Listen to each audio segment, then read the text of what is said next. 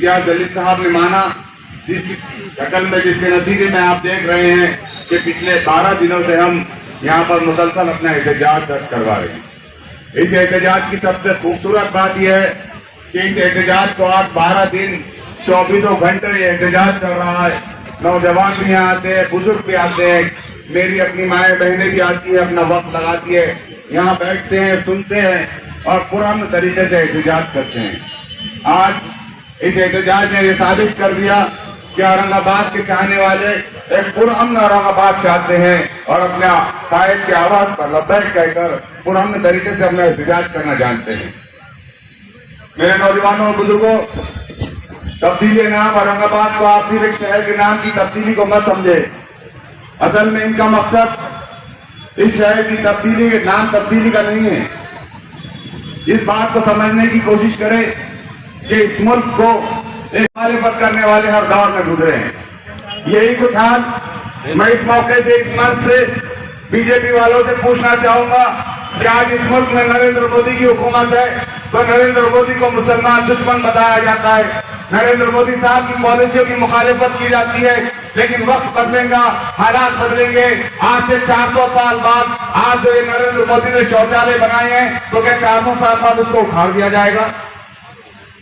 बिल्कुल नहीं उखाड़ा जाएगा।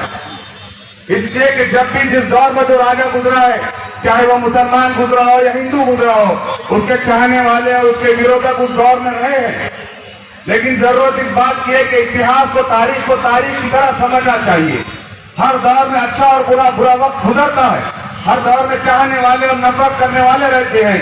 लेकिन इस मुल्क में मुसलमानों की तारीख से चाहने वालों की तादाद ज्यादा है, जो आज की हुकूमत जमात नहीं चाहती कि ये तारीख हमारी रोशन रहे। ये नहीं चाहती कि मेरे नौजवान हमारे आबा व अजदाद से कुछ सबक सीखे। ये चाहते हैं कि तुमको और हमको ज़हनी तौर पर गुलाम बना दिया जाए। ये चाहते हैं कि हम उनका लिबादा हो रहे। ये चाहते हैं कि वो जो बोले हम वो खाए, वो जो बोली बोले वो जुबान हम बोले, वो जो पहने वो हम पहने। ये हरगिज़ नहीं होगा। इसलिए कि इस मुल्क का कानून डॉक्टर बाबा साहब भीमराव अम्बेडकर ने बनाया है और उस कानून में जितना दूसरी कौमों को मौके फराहम किए गए हैं, वही मौके, वही सहूलियात इस मुल्क में मुसलमानों को भी दी गई है। इस शहर बदलने को आप एक छोटी सी हरकत ना समझे। यहाँ बहुत सारे नौजवान हैं, हो सकता है कि यहाँ से जब वो जाते होंगे अपने मोहल्लों में और दोस्त अहबाब में बैठते होंगे, तो हमारे पास आमतौर से यही होता आया है कि हमारे धरने से क्या होगा। मेरे नौजवानों, यही बीमारी हमारे अंदर फंसेल दी गई है। यही ज़हनियत तुम्हारी और मेरी बना दी गई थी साल 2014 से पहले। साल 2014 से पहले पूछिए, जब तक मजलिस इत्तेहादुल मुस्लिमीन ने इस शहर में कदम नहीं रखा था, तब तक क्या कभी आप 12 दिन तक अपना हक मांगने के लिए कभी सड़कों पर उतरे थे? कभी आपने पुराने एहतजाज किया था? कभी आपकी क़यादत ने बरसरे इक़्तिदार पार्टियों की आंखों में आंखें डालकर बात की थी? उन्होंने आपको और मुझको इस कदर गुलाम बना दिया था कि आप अपना हक मांगने से भी डरते थे। लेकिन कुर्बान जाइए, अल्लाह रब्बुल इज्जत का एहसान है कि जिसने एक ऐसी लीडरशिप, एक ऐसी क़यादत को इस शहर में भेजा कि जिसने इन बरसरे इक़्तिदार पार्टियों की आंखों में आंखें डालकर अपना हक मांगने की और हक छीनने की बात खुद भी की और हमें भी सिखा रहा है कि मांगो, तुमको इस मुल्क में रहना है तो मांगो, बार बार मांगो, सड़कों पर उतर कर मांगो, धरने करके मांगो, आंदोलन करके मांगो और मांगते रहो। एक बात याद रखिए कि जैसे जैसे मुल्क में फासिस्ट ताकतें इस मुल्क को हिंदू राष्ट्र बनाने की तरफ ले जा रही है, वैसे वैसे तुम्हारी और मेरी जिम्मेदारी बनती है कि हम उतने बेदार हो जाए, हम उतने जागरूक हो जाए कि हम अपना हक हासिल करने के काबिल बनते रहे। मेरे नौजवानों, एक शहर का नाम बदल जाएगा, लेकिन इससे तुम्हारे और मेरे जहनों पर क्या असर पड़ेगा आप खुद अंदाजा लगाइए कि जब हमसे कोई पूछेगा कि तुम कहाँ के हैं तो हम क्या कहेंगे।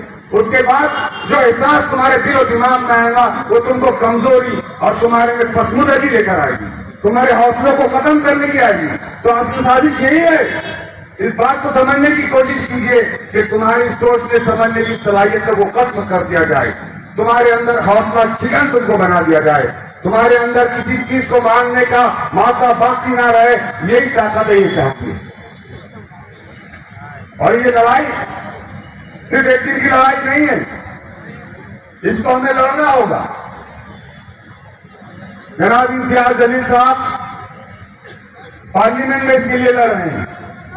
हमारी अपनी मिल्लत के कुछ लोग अदालतों में ये लड़ाई लड़ रहे हैं, और हम यहां अपना वक्त दे सकते हैं तो हम यहां बैठ रहे हैं।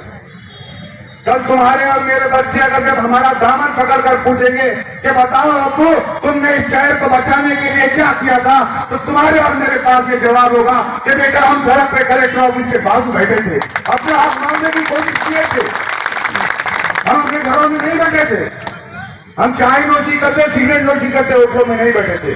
बेटे हमने वक्त दिया था, हमारी ये ताकत थी कि हम उस वक्त सड़क पर उतरे तो हम सड़क पर उतरे थे। इम्तियाज जलील की ताकत थी कि वो पार्लियामेंट में बोले तो वो पार्लियामेंट में बोलता था, कुछ लोगों की ताकत थी जो अदालतों का रुख करे तो वो अदालतों में लड़ते थे। ये हमें अपनी नस्लों को बताने का मौका मिलेगा। इस लड़ाई को आप मामूली लड़ाई न समझे और मुसलसल लड़ते रहे। सिर्फ बात औरंगाबाद की नहीं मेरे नौजवानों, इस मुल्क में और इस शहर में आपको शाना बशाना अगर दीगर कौमों के मुकाबले खड़े रहना है तो अपनी क़यादत को हमको मजबूत करना पड़ेगा। बार बार इम्तियाज जलील साहब एक बात कहते हैं कि एक अकेला इम्तियाज जलील क्या करेगा, बल्कि जरूरत इस बात की है कि औरंगाबाद के हर शहर गली मोहल्ले से हजारों इम्तियाज जलील को आगे आना पड़ेगा जो शिंदे सरकार की आंखों में आके डालने के काबिल बन सके। ये जो एहतजाज का जज्बा तुम्हारे और मेरे दरमियान, तुम्हारे और मेरे दिलों में आया, इसका अगर क्रेडिट किसी को जाता है तो मजलिस इत्तेहादुल मुस्लिमीन को जाता है। मैं आज मजलिस की तरफदारी इसलिए नहीं कर रहा हूं कि मैं शहर सदर हूं, मैं पिछले 16 साल से पत्रकारिता करता हूं, जर्नलिज्म कर रहा हूं, लेकिन साल 2014 से पहले मैंने औरंगाबाद के बड़े बड़े मुस्लिम कायदीन को जालना रोड के एक ऑफिस पर हाथ बांध के खड़े रहते देखा। औरंगाबाद में जितने मुसलमान कॉर्पोरेटर हुआ करते थे 2015 से पहले, ये मैं अपनी आंखों की बात आपको बता रहा हूं, जब ये कॉर्पोरेशन की जनरल बॉडी मीटिंग में बैठते तो इन खुद से कभी ये मुसलमानों के गली और मोहल्लों को सुधारने की बात नहीं करते, बल्कि इनका रिमोट कंट्रोल जालना रोड पर हुआ करता था। वो सियासी आका इनको जो बोलता था ये वही बात जो है तो महानगर पालिका में किया करते थे। लेकिन कुर्बान जाइए मेरी क़यादत पर, मजलिस इत्तेहादुल मुस्लिमीन के ऊपर कि जिसने हमारे 26 नगर सेवक नुमाइंदे उस हाउस में भेजे। आप देख रहे हैं, अपने दिल पे हाथ रख के पूछिए, हो सकता है कि आपके इम्तियाज जलील से इख्तिलाफ हो सकता है कि मजलिस इत्तेहादुल मुस्लिमीन से इख्तिलाफ हो सकता है कि मुझसे इख्तिलाफ हो, लेकिन पूछिए कि पिछले 25 सालों में 20 सालों में क्या आपके वास में वो काम हुए थे जो पिछले 5 सालों में हुए? ये क्यों हो पाए? ये आपकी मेरी क़यादत की वजह से हो पाए। और ये भी सही है कि 100% काम नहीं हुए होंगे, कुछ काम बाकी है, वो काम ही इंशाअल्लाह करेंगे। लेकिन ये सब क्यों मुमकिन हुआ? ये इसलिए मुमकिन हुआ मेरे नौजवानों कि हमने अपनी क़यादत पर यकीन करना सीखा। जब भी मुसलमानों के दरमियान इलेक्शन में कोई मुस्लिम नुमाइंदा खड़े हो जाता तो उसके ऊपर हमेशा एक टैग लगा दिया जाता, अरे बीजेपी वालों ने खड़े किए, अरे शिवसेना वालों ने खड़े किए। ये इसलिए कहा जाता था कि तुम कभी मुत्तहद ना हो जाओ। और तुमने देखा नतीजा कि जब तुम मुत्तहद हुए तो तुमने न सिर्फ मुंबई में अपना नुमाइंदा भेजा बल्कि दिल्ली में मेंबर ऑफ पार्लियामेंट शेर महाराज इम्तियाज जलील को भेज दिया। ये सिर्फ तुम्हारे इत्तेहाद का नतीजा है। जब हम इतनी बड़ी बड़ी कामयाबी हासिल कर सकते हैं तो मुझे अल्लाह रब्बुल इज्जत की जात से उम्मीद है कि वो इस लड़ाई में भी हमें इंशाअल्लाह कामयाबी देगा। जरूरत इस बात की है कि मुसलसल मुस्तकिल मिजाजी से मिल्लत क़यादत के ऊपर यकीन करते हुए हमें आगे बढ़ने की जरूरत है। जिसको जितना भी वक्त मिलता है वो यहाँ आकर बैठे। एक और लड़ाई सड़क से लेकर पार्लियामेंट से लेके उससे ज्यादा एक अहम लड़ाई है जो मुझे और आपको लड़ना है कि हमें अपने ऑब्जेक्शन फॉर्म दर्ज करवाना। जितनी ज्यादा तादाद में हमारे ऑब्जेक्शन फॉर्म दर्ज होंगे उतनी ही हमारी बात में वजन होगा, उतनी ही कल कोर्ट में हमारी बात वजन के साथ रखी जाएगी और उतनी ही ताकत के साथ इम्तियाज जलील पार्लियामेंट में गूंजेगा। लेकिन सिर्फ एक नारा, एक आंदोलन, एक धरना और यहाँ बैठने से मसला हल नहीं होगा। जितने नौजवानों ने फॉर्म नहीं भरा होगा खुदा के लिए वो फॉर्म भरे। फॉर्म आपको मुफ्त में मिल रहे हैं, आपको कुछ नहीं करना है, आपको सिर्फ एक आधार कार्ड का ज़ेरॉक्स लाना है। वो फॉर्म भरना है, उस पर आपका नाम, उस पर आपका पता और उस पर आपका फोन नंबर लिखना है और फॉर्म के पीछे आखिर में आपकी सिग्नेचर करना है और एक आधार कार्ड लगा कर दे देना है। आगे का काम हमारे पूरे वॉलंटियर्स कर रहे हैं, लेकिन आप फॉर्म खुद भी भरिए और खुद के घर वालों को भी भरवाइए। हमारे पास इस वक्त मरकज में जो मोदी सरकार बैठी है या मुंबई में जो बीजेपी की सरकार बैठी है, पूरी गंगा उल्टी बह रही है। ये इतनी बात करते हैं देशभक्ति की और देश से मोहब्बत की। देश का दस्तूर ये कहता है, देश का कानून ये कहता है कि अगर तुमको किसी चीज को बदलना है तो सबसे पहले वहां के लोगों का उसके ऊपर राय मंगवाई जाए।